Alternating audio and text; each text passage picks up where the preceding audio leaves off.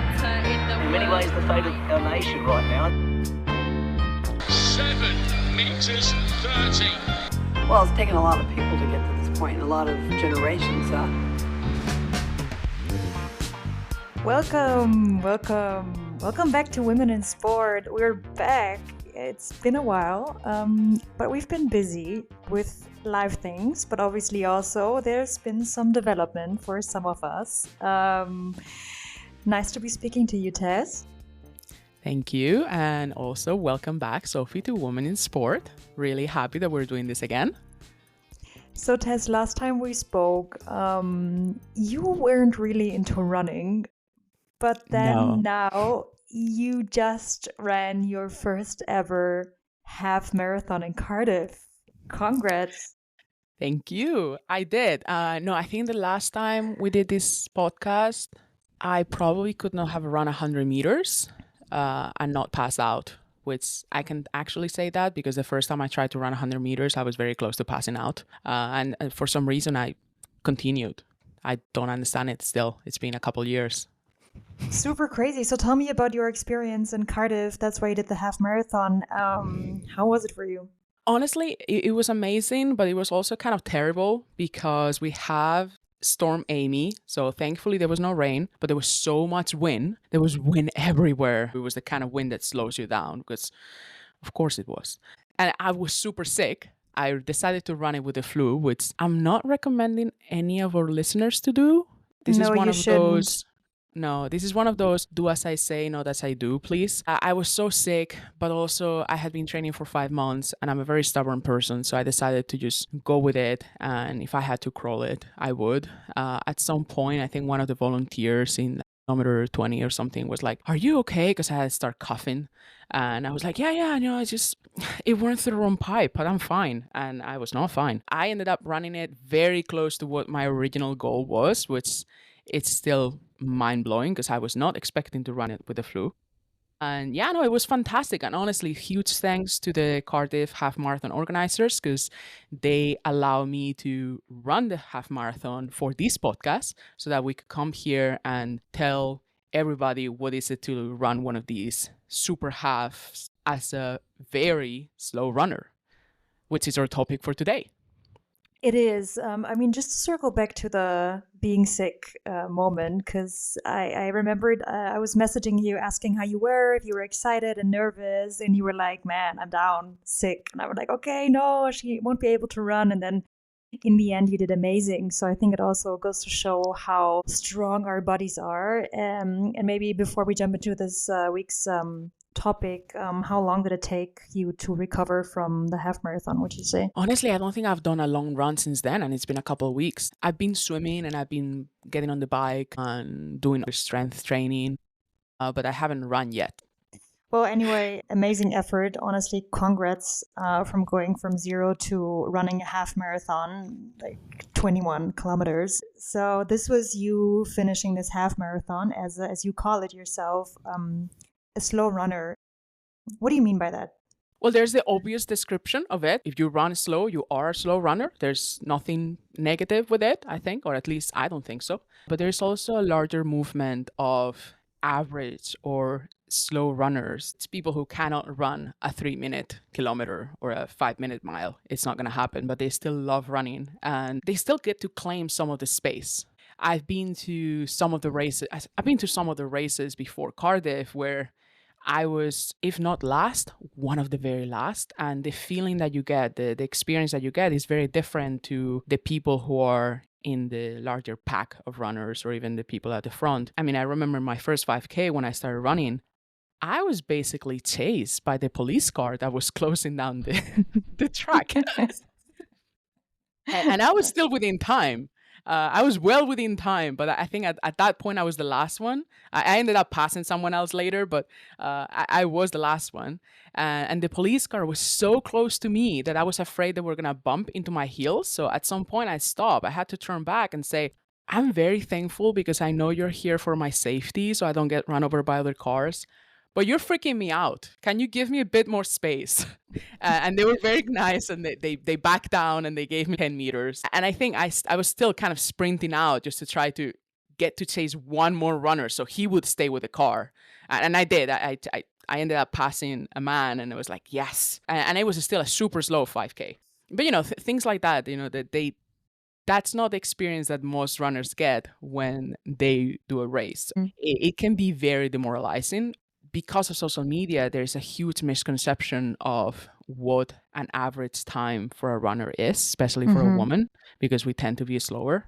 But then in the past year, it's been kind of the opposite. This like slow running movement has come on social media, where you start to see normal runners and slower runners as well, that they're posting and they say like, look, I run a kilometer in 9 minutes, but I still run 15K today, and I get to call myself a runner, and I get to use a running vest if I want. And I get to claim the road if I want to as a runner. That is a bit of what the slow running movement is.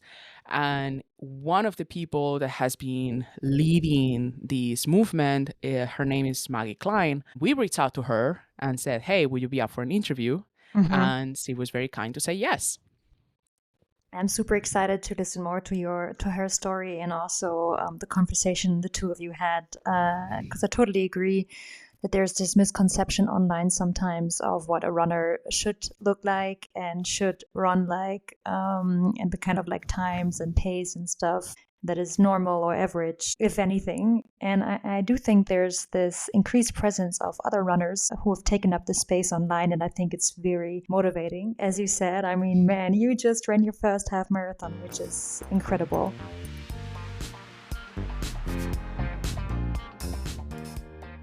Her content is all about, now that there's a lot more people running, how do we get to continue to be motivated, and how do we keep up this love of running without having to want to be professionals or elite runners? Because not everybody wants to be an elite runner. And not everyone can be, let's be honest. Absolutely. Obviously. Yeah, I think. What is like, before we give the floor to the two of you, what is kind of the thing that struck you most about the conversation the two of you had? I think there were a lot of moments. I think one that I've kept thinking about it since we spoke, because I was angry, to be honest, afterwards. We talk about how, again, the experience that slow runners or average runners get in these organized events is not the same that others do. And something that had happened to her several times is that she has been physically shoved sometimes during races. Someone would actually physically push her, just almost as if, oh, you're too slow, let me pass. And that, I just think it's so uncivilized. I think the running community in general, super supportive, super nice community. It doesn't mean that there's not certain elements that can be quite toxic. And these I wasn't aware of, probably because I'm too tall to be pushed, I think. I'm pretty sure some people have thought about it, but that someone would actually push another human just to get ahead. Which, by the way, if they're passing a slow runner, they're not that fast themselves. Just saying, that was quite striking to me. And it points to different experiences that happen during these events. And that sounded like a situation that wasn't so nice to experience. But I'm super excited and curious to listen to what the two of you spoke about. And again, very proud of you for finishing the Cardiff Half Marathon. And maybe next year we'll be at the starting line together. Maybe. Well, first of all, thanks for having me. And that was a really lovely and flattering intro. So thank you. I started running 2.5 years ago. I didn't run ever before that. So I wasn't someone who tried to run or did any sports growing up. Like, it was just that day I started running, and that was my first run. And it was a little bit random. It was when I was living abroad and I was working a job, and well, the company went bankrupt. So I lost my job. And I kind of needed something to fill my time, and something that was like a quote unquote free activity. And I just thought, why not running? But that was way before I realized running was like trendy, before I realized I would enjoy it. Like, I just thought, why not? So my first run was a 20-minute run. Before I went out, I kind of like Googled how to run. And obviously everything just said, just run. But I learned that you should take it really slowly, and that was not something that I kind of knew. And so I did a 20-minute run and I didn't get far at all. Like it was the slowest thing ever. Walkers were passing me, but I was in so much shock that I was able to run for 20 minutes without technically walking. That wasn't something I thought I could do. And so, the next day I think I literally just went out for like 21 minutes, and the day after that 22 minutes, and that's kind of the only way I knew how to progress until eventually my goals, well, it became a 5K, then eventually a 10K, obviously. So that was kind of how I started, and I feel like I just never stopped really. And I mean, that kind of reminds me of how I started running, honestly, because I picked it up when I quit a job I hated, and I was in this like kind of like job crisis as well. And I went for a little run. I think I ran 100 meters and then wanted to die, and then somehow stuck with it. I think that's the beauty of running is so many people find it at like a time of need or a time of crisis. I feel like a lot of people, you say, why did you run? And it's like, well, I just went through this really bad period, or I lost my job or something like that. So I do feel like there's something naturally very healing about running. Oh, by the way, congratulations on your PB on a half marathon. Thank Uh, you. that's amazing. It made me laugh so much when you said that you fuel with the little like piggy like Yeah. pig candy, like what's it called, like Percy pigs. Yes. Uh, I mean, that's fantastic for a PB. I mean, maybe other people will start copying. Yeah, I well, should try it. wasn't the first one to do it. A lot of runners here fuel with Percy pigs, and I just kind of realized I love sweets and they're just sugar. So I was like, yeah, why not? Yeah, I've seen people with like the Haribo Yeah, ones, exactly, but exactly. I never think Percy pigs. Like that's amazing.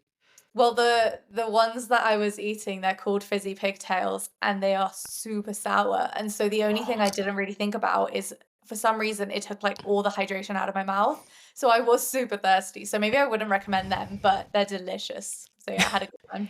Hey, PB. So there's something there. Yeah. Uh, and I mean, now when I look at your time, you're definitely a lot faster than you were when you started, for sure. But you were with kind of what the community would call like a slow runner movement or the average runner. How did you find it at the beginning, especially the beginning, a little intimidating to get into running with everyone running, I don't know, like 4-minute kilometers and like everyone's so fast at the beginning? I know that I had that feeling at first. Yeah, 100%. There's so much to say about, I guess, pace and slower running.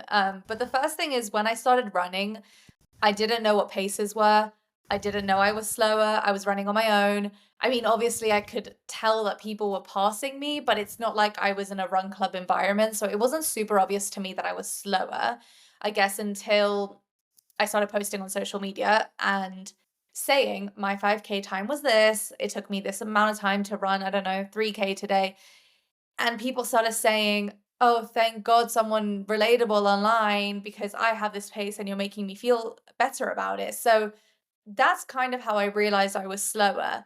And I suppose that, I started running, as I said, when I lived abroad. When I moved back to the UK, I started joining run clubs. My social media started growing. So I got invited to events. And that's where I kind of realized how sucky it can be to be slower because it's not just something trendy and fun and something that gets you views online. It's being left behind at the back. It's feeling, bad because you're the last one to cross the finish line, or realizing that in races there's cutoff times and you might not even be able to finish and get a medal. And so it's really disheartening. And I think that there's been a good job through social media, maybe in the running world, of being more inclusive. And that kind of there's been a cycle of, because running is more inclusive, more people are joining running, more average people are running. And so there's more representation around kind of an average pace. But yes, I've always been slower. For 2 years, my pace didn't really change much. I was always around 8:30 minutes per kilometer, which is definitely slower than average. Mhm. And then there was something kind of after 2 years that switched, and I'm now, 7:30, which is average. It's not super quick, but to me it feels a lot quicker, and it's a big improvement based on, where I was. But I'm also always telling people it took me 2 years to just get to the average pace. So people like watching my stuff or people hearing my story should not feel disheartened if they're not there, because it can take years sometimes to get there. If I mean, and also for a lot of people, that's not really the goal. I mean, Yeah. I think a lot of people have these like crazy goals of, in a good way, crazy, running an ultra marathon, and at that time, you don't really care about how long it's gonna take you per kilometer. I mean, you maybe a little, but like, it's not the main thing. I mean, when you hear that someone run for 60 kilometers, my first thought is not like, how long did it take you? It's like, what, 60? Like 60? What the hell? Yeah, pace has honestly never been something I've cared about. It's Hmm. something I talk about just because I think it helps people. So I'm like, Hmm. I'm going to make my pace visible and talk about it because I know that people need that sort of Yeah. representation. But my goal was always, if it was a race, cross the finish line. It was always distance based. I also tried trail running for the first time a few months ago, and that whole community is very distance versus pace focused, and that's really nice. Um, and regardless, like also in general with running, I've never been performance focused at all. So I'm always just thinking about the benefits and how good it makes me feel and what it's doing for me versus like numbers or targets. Was that kind of the philosophy behind starting your own running club? That most, when I've been looking at running clubs since I started running a few years ago, and everyone is so fast in all of Yeah. them that when you join, it's like, I mean, there are people who are very motivated and kudos to them and they're fantastic. Uh, but it kind of loses the kind of the intent behind signing up for a club if you're going to end up running alone at the back of the pack, you know, 100 meters or a kilometer behind them. So was that kind of the idea that drove you to start your own running club? Yes, yes. I mean, it was a mix of that philosophy and also just the need, and people need that kind of space to feel safe. I think that there's something, I mean, at least in London where my run club is based, there is something out there for everyone. There are a lot of people, and there's nothing wrong with this, who want to run for performance. They want to see goals, they want to get quicker, and that is great. That just doesn't give a space to those of us that just want to do it for fun, want to do it for something social, just want to, get out in fresh air and meet some people. And so that's the beauty of, well, my run club, and there being so many run clubs here, is that there is something for everyone. And my run club is for everyone. At the moment, I've got 3 pace groups from 7 minutes to run walk. Our middle group is 8 minutes. I do allow people to go quicker than 7 minutes, so quick people come. My husband comes to my run club and he runs at like 5:30 minutes per kilometer, and he's fine. I open it also to all genders, ages, backgrounds, everything. So there is kind of no barrier to entry to my run club. And I've seen people around 50, 60 years old come. There's been a guy that comes with a heart condition who can't run in usual run clubs, but he can run at mine. There's been someone with muscular dystrophy. And so it's just nice to be able to have an environment where literally anyone could join. I saw in one of your latest reels that sometimes there's negative comments like, oh, I could walk at that pace, or, you Yeah. could be doing so much faster, or is that even running? How do you respond to that? Yeah, it's funny. I get negative comments primarily on my personal social.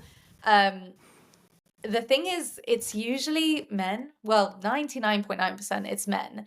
And I do think that part of that, from at least my opinion, is just men trying to put women down. I don't even think a lot of those men run or have any understanding of the skill it takes or even the intricacies of the differences between men and women. Because something I talk about online is that a man's average pace is 5:30 and a woman's is 7:30. So jokes on them, because most of the stuff that I'm posting is just average. So it's a bit weird when they're saying that it's not a run. So, first of all, I need to recognize, and people need to recognize, that a lot of times it's just coming from, I want to put this woman down, not from any like facts or anything like that. I try to not give a lot of it attention. When I do, it's more from an educational perspective. So it's saying, like what I just said to you, is talking about what the average pace is. It's also just saying, hey, we shouldn't put people down for just trying to do something good for themselves. Luckily, it's mostly just restricted to social media. You know, when you meet runners in real life and meet the community, people are really inclusive, people are really lovely. There is still a lack of education. So that is, for example, when I go to brand events and someone's leading the run, I usually go up to them and I say, hey, what pace are we running at? Just so I know I can keep up. And they'll often say conversational pace. And I'm saying, well, my conversational pace is not your conversational pace. So I still think there's a lack of education. But like the internet trolls are a whole different category. And what you're referring to is my run with my run club just a few days ago. There were two men walking who said, yeah, what is that pace? I could burn more calories walking. And to me, that's akin to the internet trolls. It's just two men who probably have never run a day in their life, probably don't know anything about running, see some women having a good time. I mean, there were some men too, but it's primarily women, and just want to say something to make them feel bad. So it's nothing I take too seriously, but it's a shame that people feel the need to put others down.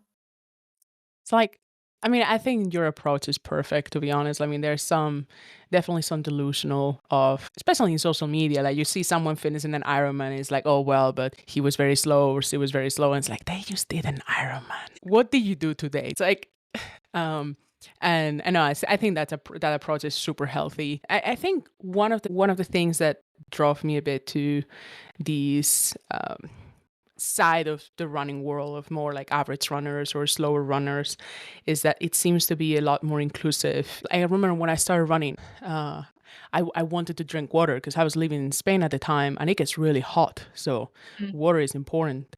And I kept seeing like for a running vest, it's like, oh, but you don't need one unless you're doing like a half marathon or a marathon. Because I mean, if you're going to be running under an hour and a half, why do you need water? It's like, well, it's going to take me a lot more. It's going to take me more than that to do a 10K, buddy. Oh, the running vest discussion is hilarious. I think in general, people on the internet have put these rules around running, and like people call it the running police because they're the ones yeah. saying you can't wear a running vest, you have to do a 5K in under this time, you can't run less than a 5K, and all these rules are just completely subjective. They don't mean anything. I always say you can make up the rules. Like you can run and then walk and then sit and then have a coffee and run, and that's a run for you. I mean, there's no actual running police. So I think it's ridiculous. I agree specifically with the running vest comment when it comes to them saying, well, you don't need water for, I don't know, a 20-minute run. First of all, maybe I do. Second of all, it might be a 20-minute run for you. It might be a 40-minute run for me. Third of all, you don't know what conditions I have. I mean, I have asthma, for example, and a lot of people say, don't wear a running vest. And I'm like, well, what if I need my inhaler and I need my house keys and I need my phone and I need like all these other things? I take a rape alarm for safety. And so again, sometimes it's men not realizing things that women have to think about, but who are you to say what other people should be doing? Like that's their overarching thing, really. Yeah, honestly, I mean, the running vest, I think the least useful thing I put on it is water.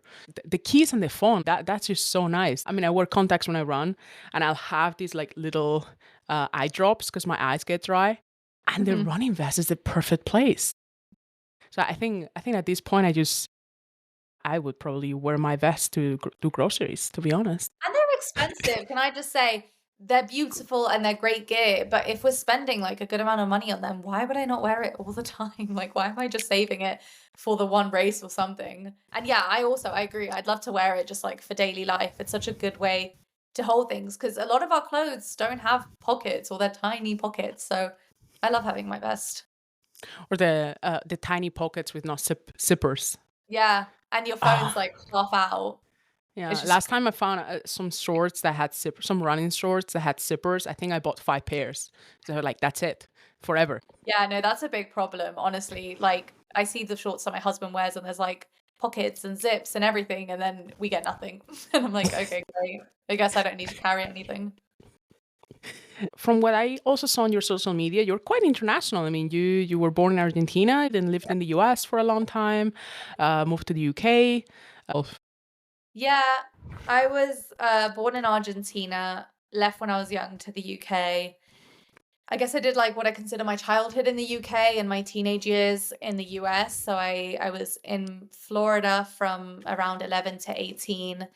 Then I came back here for uni. Then I moved to the US again for a couple of years with my husband. So I've kind of been all over. I definitely think I've always been someone who's met a lot of people around the world and been around different cultures. And like I'm blessed and kind of cursed now to know so many people and have best friends kind of everywhere. I do think that's made me more open as a person to understanding how different we all are and how things are different kind of outside our little bubbles.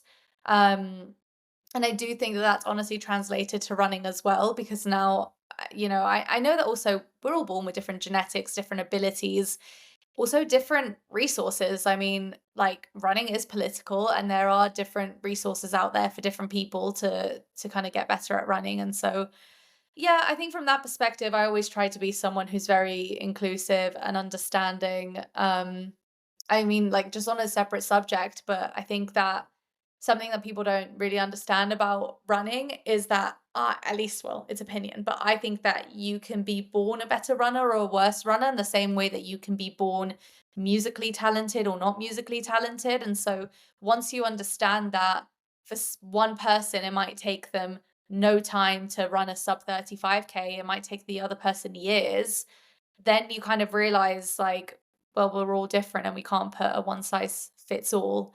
But yeah, to bring it back to your question, yes, I am very international.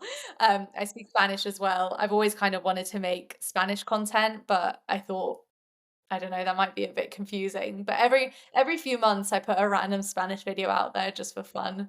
I And haven't catch any of those. they're literally Mm. like once every 6 months, I just randomly say one, and then I get all these comments like, "Oh, I didn't know you speak Spanish," because I don't talk about it much. But weirdly, Instagram translates your videos now, like it moves your mouth for you and stuff. So I don't really need to do that anymore.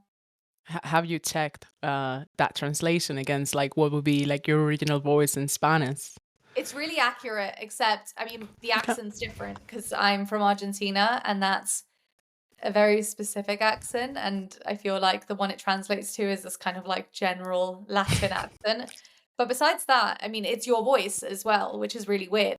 You could talk to your you 2 years ago who had just started this journey.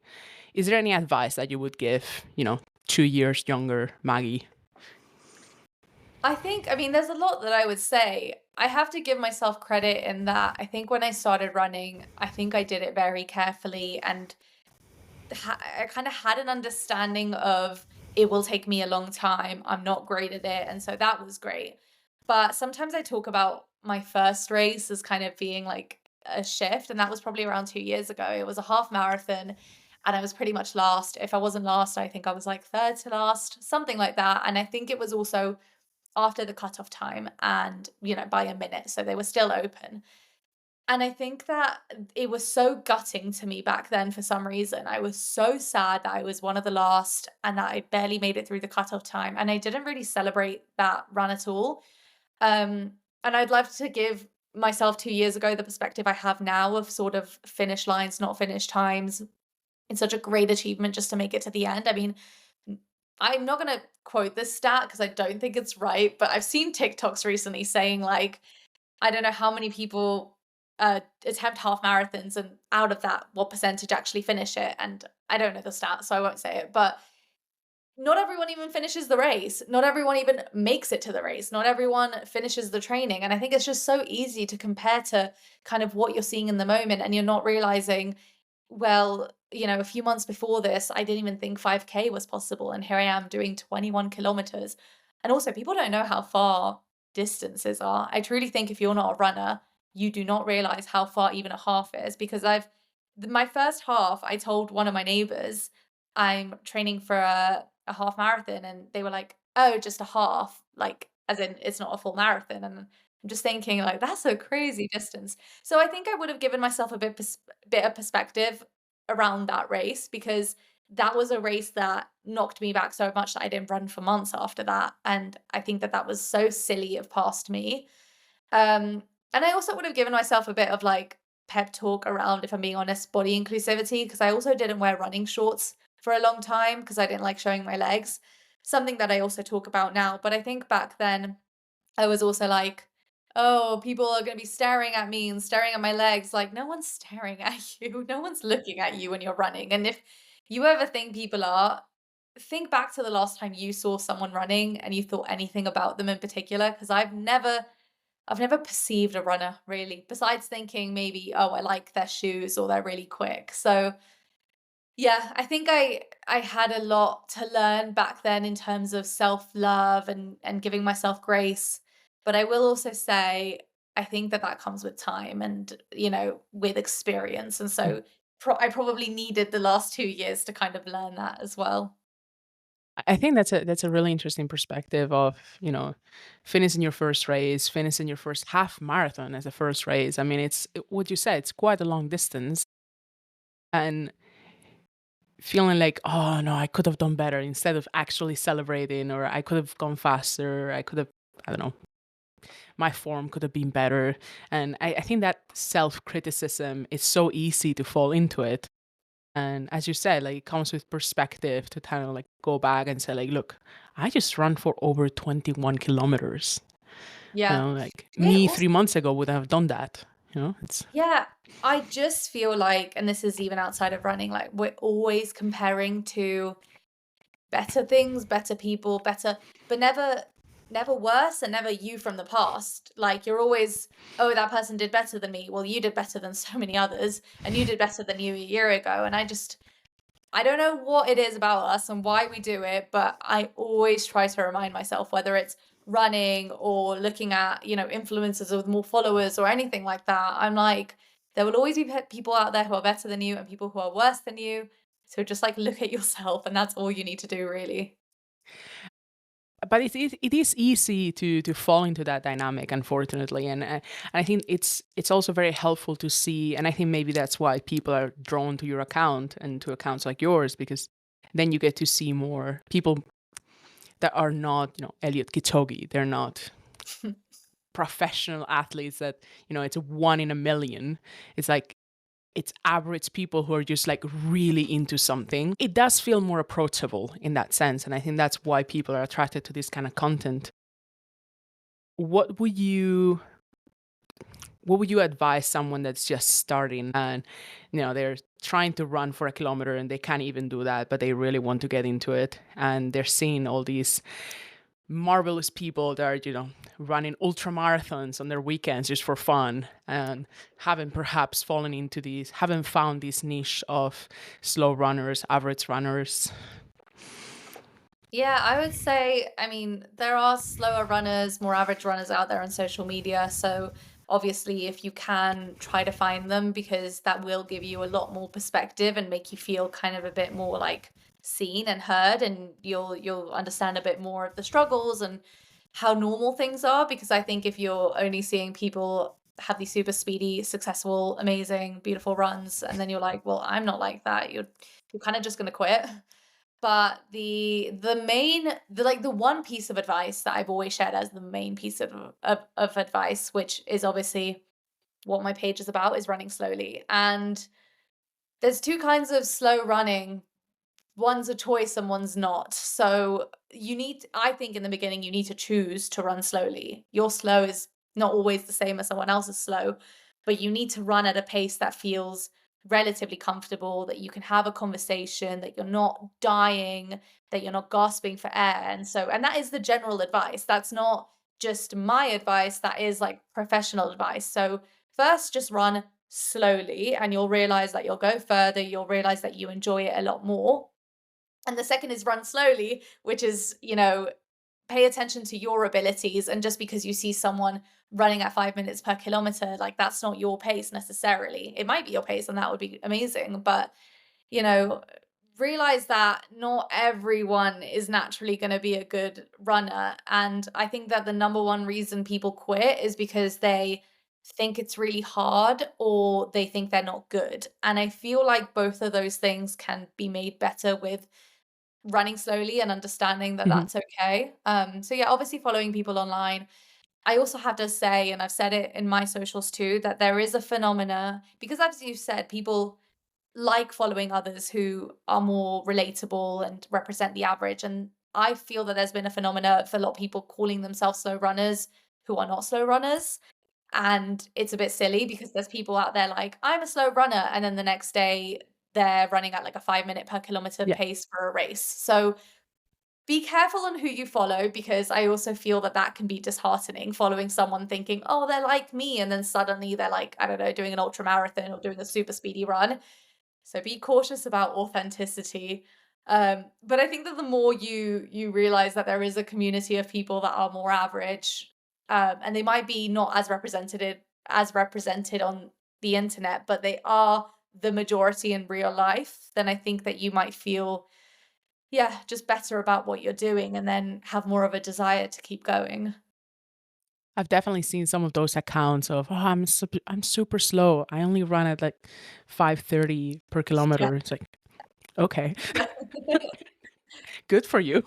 Yeah. Uh, Like, look, slow is technically subjective, but yeah. there is also an average pace out there, and there is also like something that we can objectively decide is not slow anymore. And so I just feel like that term is being thrown around a bit Mhm. too much at the moment. To me, usually they usually catch me with the when they say the pace in miles instead, because I can kind of convert it in my head, but not Yeah. quite. And they're like, oh, I only run like 10-minute miles, and it's like, okay, 10 minutes. Yeah, you start doing the math. It's like that's not that slow. Yeah, yeah, exactly. Yeah, I think it's trendy, which is yeah. great. I mean, like, I joke about it because I'm like, this wasn't a cool thing a year ago. So the fact that it's cool now is great. But I just think that we have to be cautious of the fact that we can't be throwing that term around to everyone, because then it loses its meaning. And then it's like, well, if everyone's slow, then you feel bad about your pace, because if someone's saying, well, 6 minutes per kilometer is slow and you're running at a 7, you're like, oh, I'm terrible, but you're actually quicker than the average. And so I don't know. It's a bit complicated, but I think like we also have to be careful with who is calling themselves slow. Why do you think there has been that shift or in popularity over the past year? Because I have definitely also noticed it as well. Like it's kind of everywhere now, the slow running. And a couple of years ago when I started, I mean, it's not that it didn't exist, but I definitely it wasn't being thrown at me. And now it is, and that's fantastic. But why do you think there has been that shift?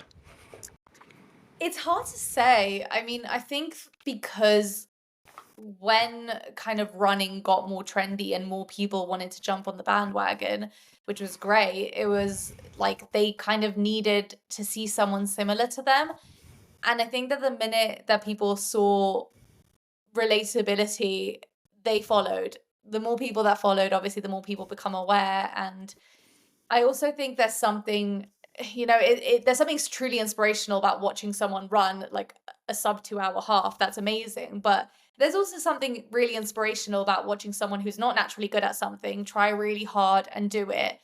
And I think that people are realizing that, that is more of the norm and it might not have been shown. And so I think it just comes from an aspect of feeling like a sense of belonging, feeling relatable, feeling like, you're representing them.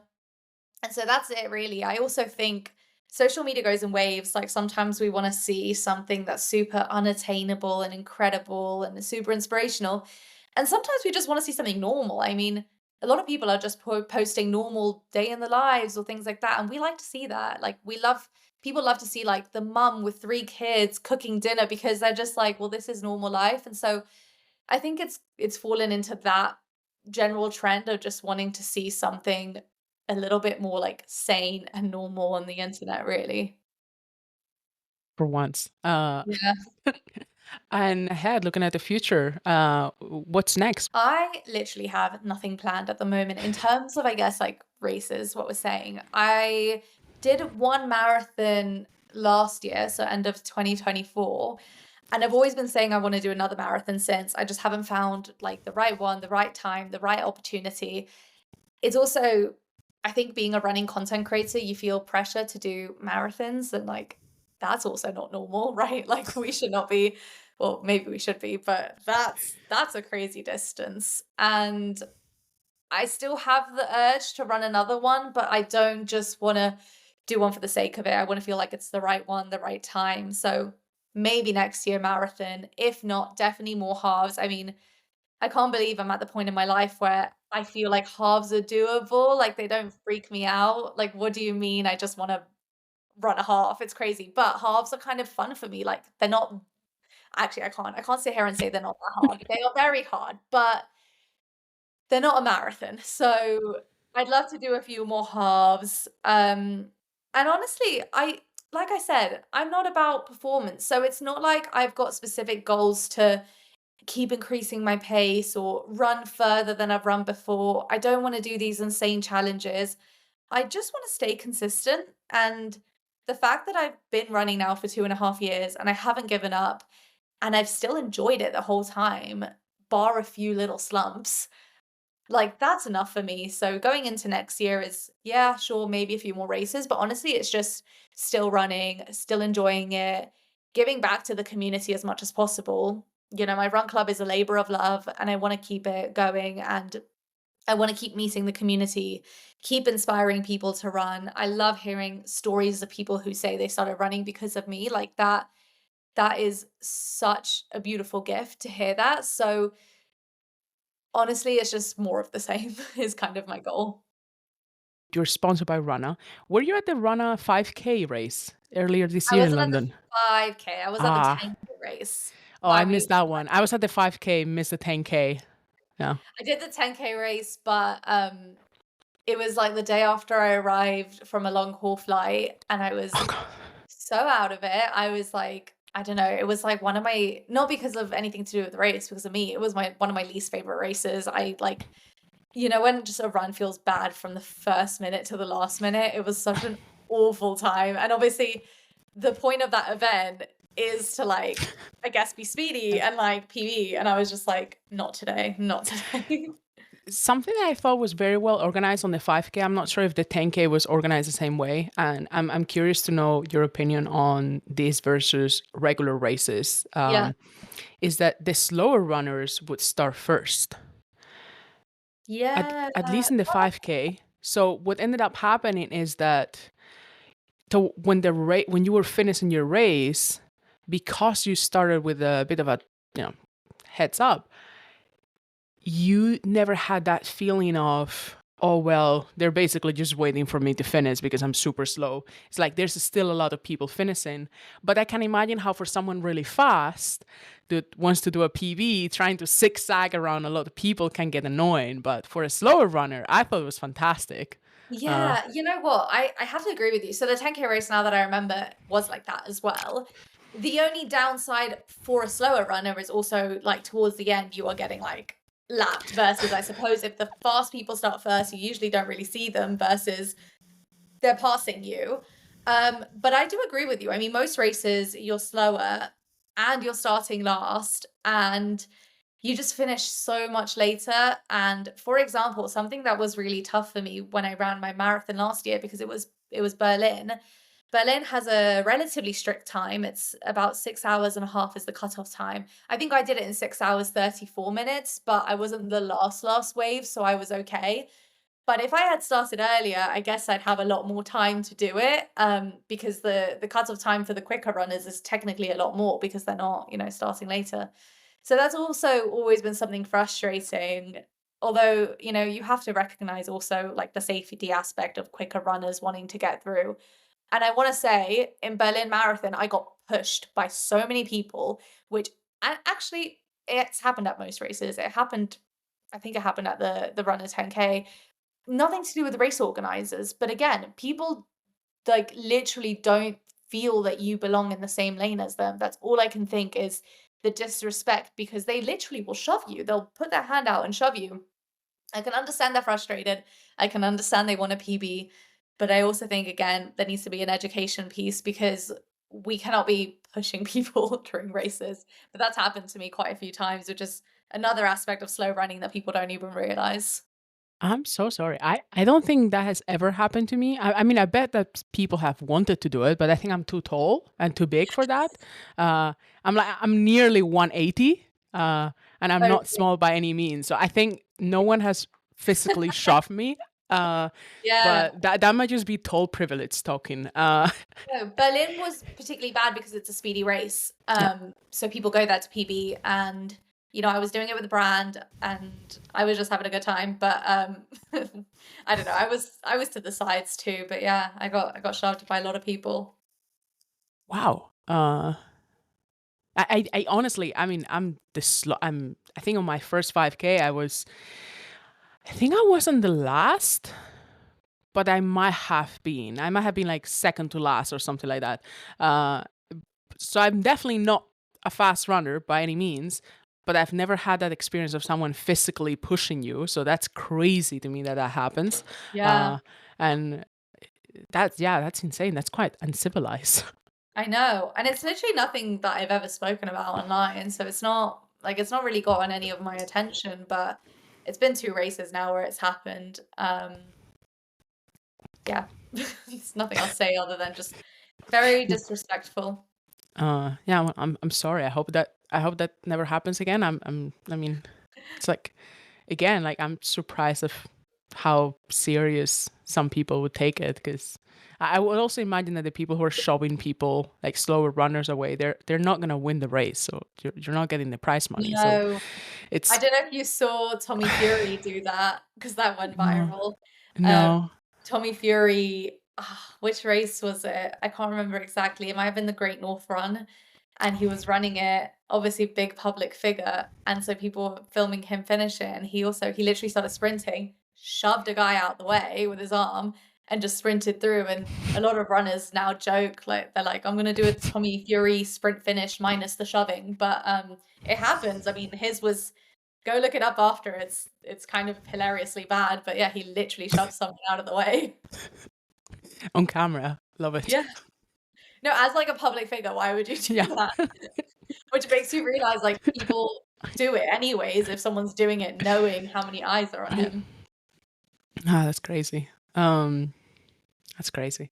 Well, I've taken enough of your time. I don't know if there is anything that you want to add. I mean, I want to throw the floor to you, and if there's anything that you'd like to add or anything that's, you think it's important to understand. I'm like, I can give a closing argument, but I just think generally slow running, since we're talking about it, isn't a choice. I think, people are just running. And if it's slower than the average or slower than what a lot of people like are running as well, we need to accept that. We need to allow space for those people. And if you are a slower runner, I always say running is not that deep. I mean, again, you can stop midway and have some food, and you can walk, and you can stretch, and you can do whatever you want to do to make your run fun and enjoyable. And I wish that people would sometimes compare it to something like, say, reading a book. Like, do we care how long people took or the fact that they stopped halfway and did something else? I mean, running is the same. It's not that deep. And also I think running is a great thing. And if your barrier to doing it is because you think you're not good or you're not liking it, as I always say, run slowly. I just think that's the answer to most of the problems around running.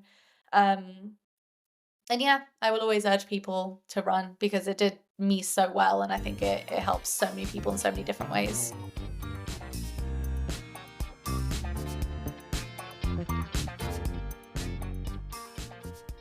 And that was all for today. We hope you enjoyed the episode, and thank you so much for joining us in Women in Sport. What other sports or stories would you like to hear about? Let us know in our Instagram, Women in Sport Podcast. Until next time.